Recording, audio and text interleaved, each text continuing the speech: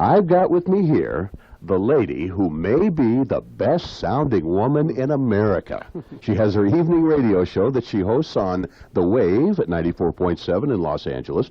Her voice is heard on many TV promos around the country.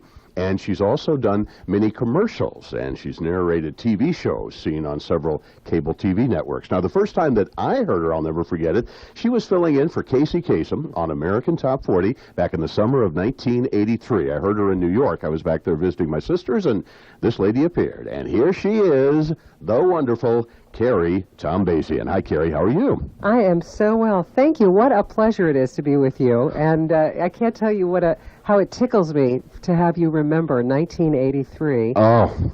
It was such a thrill for me. I was actually the first female to ever fill in for Casey Kasem, so that was quite an honor. And you did a wonderful job. We're going to talk about that more in a little bit. But first, let's hear a little demo of Keri, some of the great radio work that she does around the country. Here is Keri Tombazian. It was the show that kept America tuning in for 14 years. Why don't you join me? Join the cast for a walk down memory lane. The Knots Landing reunion together again. Oh, I know it. CBS Friday. This year, one film is making history. Sideways is the winner of the Best Picture of the Year. New York, Los Angeles, Chicago, Toronto, Boston, San Francisco. One film is making history. Sideways. For the modern American mom, every day is an adventure. Julia Louis-Dreyfus stars in the new adventures of Old Christine, coming soon to CBS. It's coming. Summer, and Fine Living is dedicated to helping you make every day count. This is TBS, a great place for kids. On the next Profiler, with 24 hours until his execution, a convicted killer appears to be innocent. Last night there was another killing. Profiler, a serial thriller. He started out as a stand-up comedian He was making people laugh. who built his routine into a TV sensation. But this Sunday, E! Entertainment Television reveals that Tim Allen you don't know. Got a hole in your roof? These are the guys to call. My name's Sam. They're not your average handyman. In fact, there's nothing average about them. Catch a brand new Party of Five Wednesday. Tonight, for two San Diego couples, the anguish, the heartache, the years of trying to have a baby comes down to one moment. Watch Waiting for a Miracle tonight on News 8 at 5. That's the voice of the great Keri Tombazian. I've got her here with me. And Keri, thanks for being with us, the great voiceover talent. Keri, where'd you grow up, and what made you get into radio? Well, I grew up in the San Fernando Valley. I like to say I was the original Valley girl. And, you know, when I was in school in the early 70s, what I was following was drama. Thought I was going to be an actor, like so many people here in Southern California. And it was pointed out to me at that time that they really didn't have a lot of casting for more ethnic-looking people. And that it was going to be quite a climb, you know, quite a thing. So throughout high school, I was in theater, and then I heard an ad for the KISS Broadcasting Workshop. And I scrambled together the money. At the time, it was $1,800. That was a boatload of money. And I took the workshop, which I think, looking back, was probably about a 20-week endeavor, 18 to 20-week endeavor. And it happened to be the year that the EEOC had determined that the broadcast industry was discriminatory against women. So suddenly all the stations were looking for a token female. And I was very fortunate. I went to KGIL, AM and FM in the Valley, which is, of course, you know, no longer such. And the program director, Rick Scarry, said, well, you've got a great set of pipes, but you need some experience. So my very first job was at KORJ in Orange County, and I did about 3 months there, got my experience, and I came back to Rick and said, okay, I did it, now you have to hire me, and sure enough, he did. Well, that's certainly good. I mean, it's one of the best voices that you certainly do have. Now, you landed at the Wave. How'd you get there? Well, from KGIL, which I spent many years there, all through the late 70s, I started in 76 there, and was there through 80. Then I had a brief stint doing news on KMPC when it was a talk radio station. And then I ended up at K-Earth, which was one of the most fun times of my life. At the time, K-Earth was not only playing oldies but hot hits. So we actually had a top 30 countdown show every Tuesday night that I hosted, and that's where I got the call from the people at American Top 40. They literally called me on the request line and said, "How would you like to, come see us?" I thought it was a joke. And then at the end of my time at K-Earth, I decided to just freelance and do voiceovers for quite some time. I really wanted to continue to pursue acting. I just felt like I had had such a long run on radio that I wanted a break. Well, in 1988, I heard that the Smooth Jazz radio station was finally going to be adding DJs. And I had been off the air for a good, 3 years. And the more I listened to the station, the more I realized that it was truly something different. It wasn't called Smooth Jazz at the time. It was actually the New Age radio station. And they had no DJs, much like Jack today, but for their first year, they had no DJs. It was all sort of theater of the mind, but it wasn't working for them. So when I heard that they were looking for DJs, I found an old engineer friend, and we slapped together some of my old demos from K-Earth and KGIL, and I thought, well, they're just going to have to use their imagination to fill in that, yes, I could do smooth jazz or New Age at the time.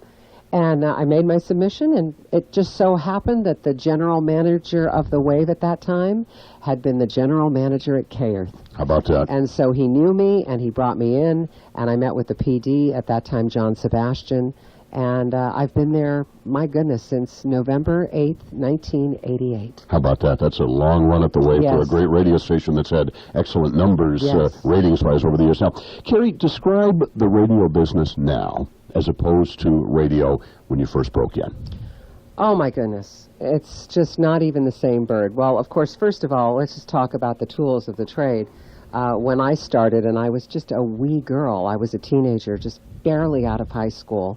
There was an overlap there. It was kind of an amazing time in my life.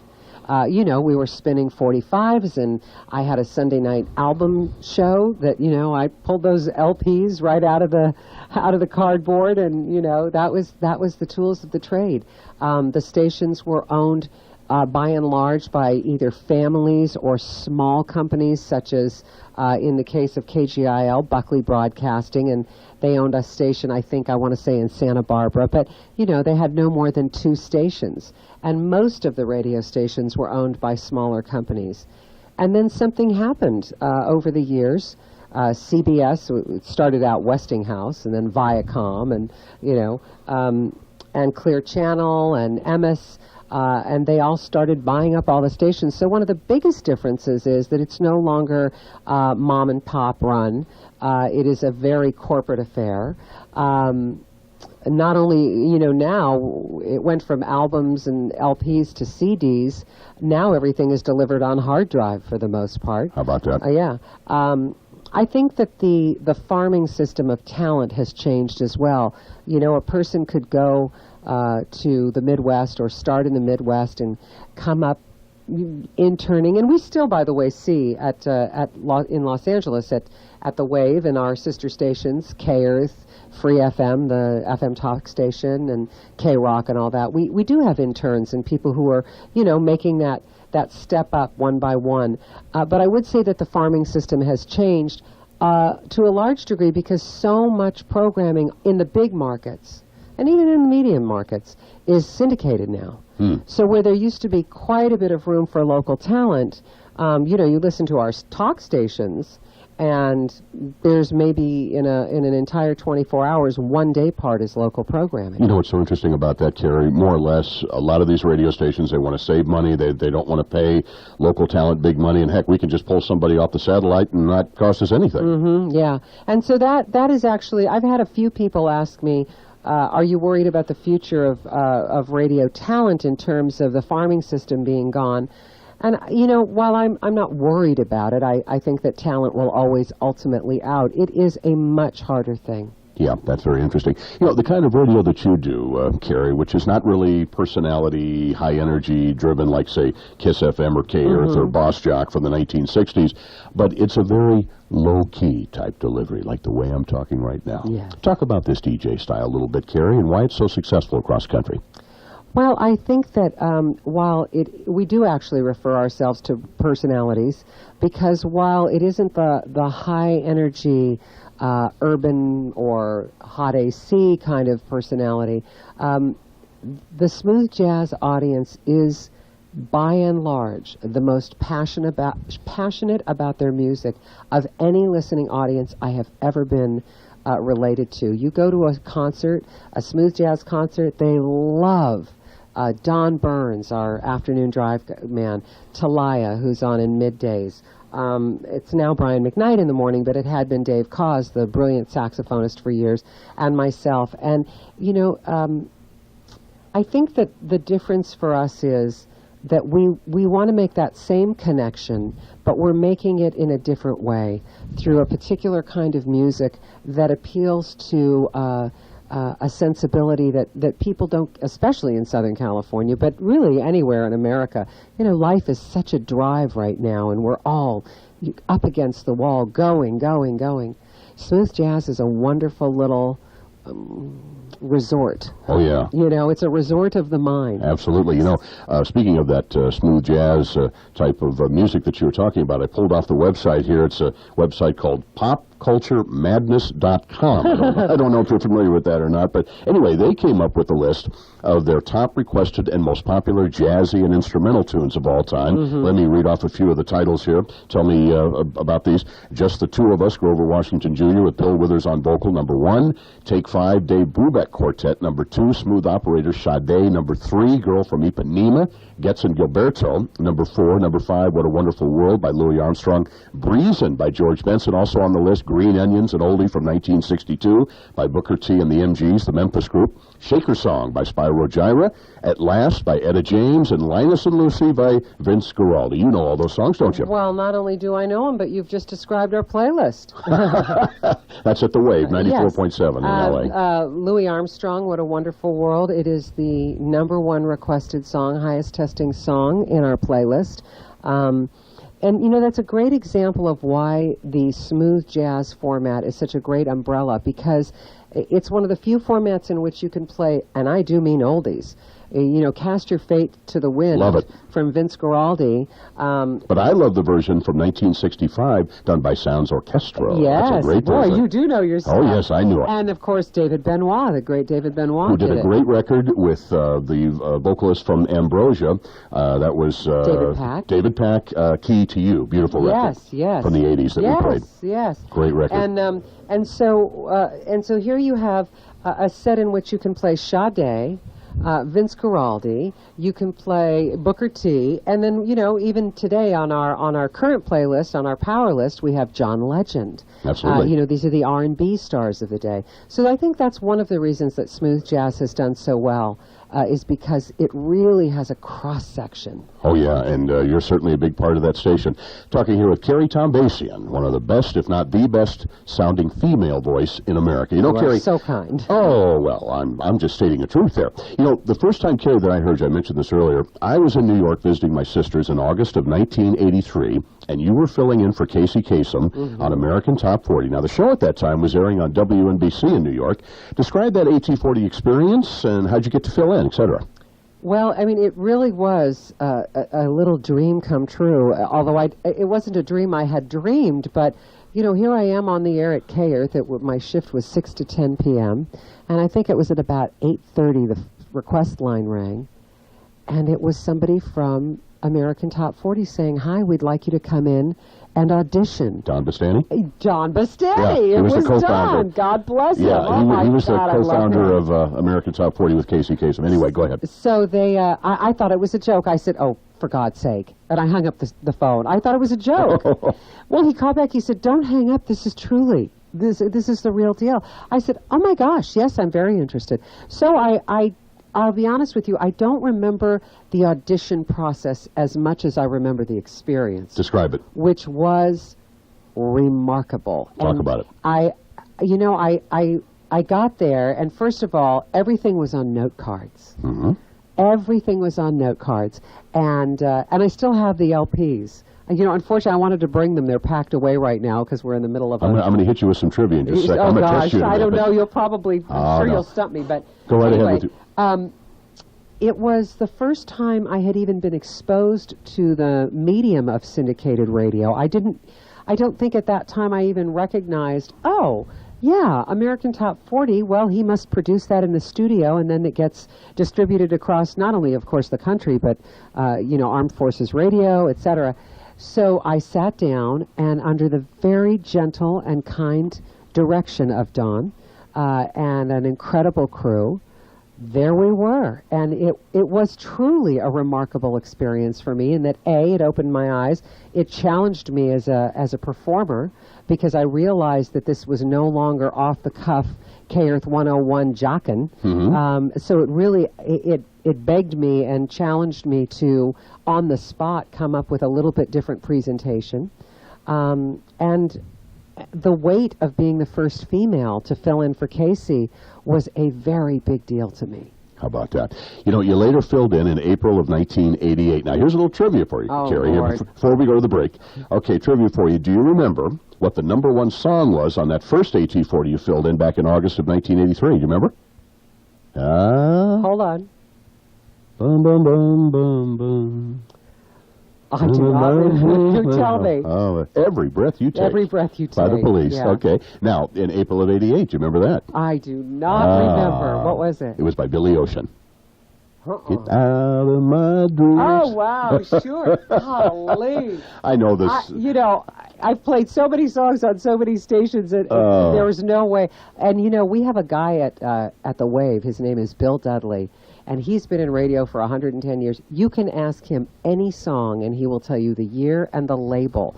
There are people for whom, that's just a Rolodex of information. But that's so funny. Any comments or suggestions on the show that we're doing right now? We'd love to hear from you. Let me give you a telephone number, 818-780-2270, 818-780-2270, or you could email jalindstrom25@gmail.com. Here's some more samples of Keri Tombazian's work right here. Super Lotto Plus presents Upsides and Downsides. Hey, Susan. Did you have a good weekend? It's fine, Jack. Yours? It's fine. You want a cup of coffee? Sure. But check the milk. I think it's expired. It's probably okay. Upside, your coffee is lighter. Jack, Yeah. it looks like cheese. Say, I couldn't help noticing. That I make it? Yeah, that's right. Well, you know how it is in these places. Hot? Oh, no, smoky. So you go out naked? Uh-huh. Oh, does it bother you? Hey, Paula, how you doing? Oh, good. I just spent a day at the spa. Really? I spent the whole weekend there. I had an hour-long massage. 2 hours, deep tissue, so much better. Then I got a mini facial. And those are amusing. Is that a Kia Spectra? I got a Civic. Has 2 airbags standard. Really? My Spectra has 6. Well, I've got 115 horsepower. My Spectra has 138. Yeah? Well, I've got a 3-year warranty. My Spectra has a 10-year warranty. Oh, yeah? Well, I've had more work done. Okay, what about that one? Which one? Oh, maybe. Click on the picture. Okay. Kind of cute. Yeah. Yeah. For a Libra. Eyebrows. Sort of bushy. You mean eyebrow? I run a large baking company. And recently, we got this contract to supply a huge restaurant chain with all their baked goods. Breads, crackers, even desserts. Well, I needed help fast. My old bank emailed me a few suggestions. Emailed? It was so cookie cutter. So, I contacted City National. They came over the next day. All right, that was the voice of the great Keri Tombazian. She, of course, was the female voice on that. I know you heard some other voices. That was her dialogue voiceover work there that she did. Now, Keri, talking with Keri Tombazian, the great Los Angeles radio personality and voiceover artist, you've also narrated some TV shows. Talk quickly about those. My very first long-form narration was a biography, the series biography, and it was about the life of Lana Turner. That was a thrill. I've done long-form narration on Animal Planet, E-Entertainment Networks. I've done quite a few E! True Hollywood Stories, narrate about the lives of Goldie Hawn and her daughter, Jane Fonda, Marilyn Monroe, just a whole slew of them. So that's been really lovely work. Let me ask you, Keri, what in your mind makes a good voiceover talent? A great ear. especially today, you know, there was a time in voiceover, particularly the 50s, the 60s, the 70s, even through the 80s, where the voice of commercials was the omnipotent voice or the parental push to buy a product. And then in the 90s, it really changed to more a peer kind of, hey, this is the cool thing, we know what's hip, now we're telling you, go buy it. You know, that. So a great voice, while it is a wonderful gift, it's truly an ear, the ability to hear the nuance of language, to be able to lift someone else's words off a page, animate the words to their meaning, bring the message to life, and be able to connect with the person who's listening. That is really what it's about. And that goes so beyond just a good voice. Now, when you hear a commercial, Keri, what turns you off? A lot of pretense, a lot of contrived attitude. I don't like that. I do not like that. All right, that's very interesting. Now, when you hear someone on the radio, what turns you off? I think the same thing. You know, a level of disingenuine presentation. You know, I will not name names, but there are certain people on the air who, you know, are really connecting with you. You know, they have you in mind. And as somebody behind the mic, you might say, well, Keri, how could you have me in mind? You don't know me. No, I don't know you, but we're all sort of everyman, you know? And if somebody's in their car going home at 7 o'clock at night and they tune in the radio and there I am, I want to make sure that they feel like, because most people are listening to the radio passively, they're not tuning in to just hear the DJ. You know, they're tuning in for the music or the talk content, whatever. And it's nice that they do connect with us. I think that when somebody comes on and gives you a very condescending kind of, it's so presentational that it just feels like they're not at all connecting, that turns me off. Sure, I can understand that. Well, I will say this, though. I've turned in the wave many times just to hear you. Oh, you're very that sweet. wonderful voice. Thank Now, you. I want to get your thoughts on the following radio personalities. We're going to start with Brian McKnight, who you work with at the Wave. An amazing man. You know, can you imagine, here we had Dave Koz, who not only is one of the premier recording artists of our day, but he's a darling of a man, and he had such a place on the Wave when he realized that he had to give up the morning show to go do this big world tour to support his album at the movies. We felt flummoxed. You know, what are we going to do? How could anybody possibly step into this slot? Brian has been just an amazing guy to not only step in, but make it his own. He both honors the sort of foundation that was set by Dave and has made it his own. So it's new to him, and certainly, you know, we watch him evolve. Nobody comes at this 100%, you know, ready to roll. But he's very lovely. And Pat Prescott, well, I got to tell you, the woman with whom he's paired, he just couldn't ask for better. She is the best of the best. Okay, other radio personalities, how about Rick Dees? Rick is a legend. What can I say? What does one need to say about Rick Dees? One of the most enduring personalities, you know. So many of us of different decades can say, I grew up with Rick Dees, you know, and that he has reemerged and reinvented himself in some ways is pretty remarkable. All right, how about the man that replaced Rick Dees, Ryan Seacrest? Your thoughts on him?